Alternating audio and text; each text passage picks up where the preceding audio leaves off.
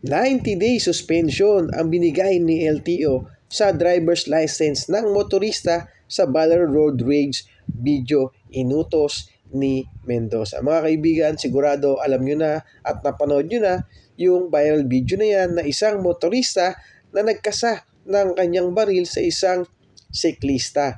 Mga kaibigan, dahil siyaan ay inimbestigahan na po ng LTO, kaya ito ay nabigyan ng 90 days na preventive suspension. At hindi lang po yan, meron na rin po itong show cause order laban sa driver sa viral road rage na yan, mga kaibigan. Kaya magkakaroon po sila ng hearing sa nalalapit na August 31 at doon po natin malalaman kung tuloy yung preventive suspension or matutuloy ang kanyang revoke ng kanyang driver's license.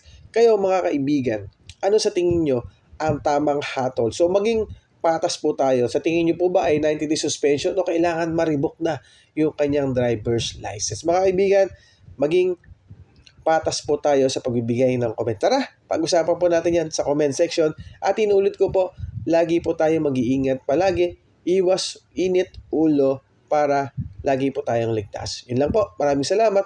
Thank you.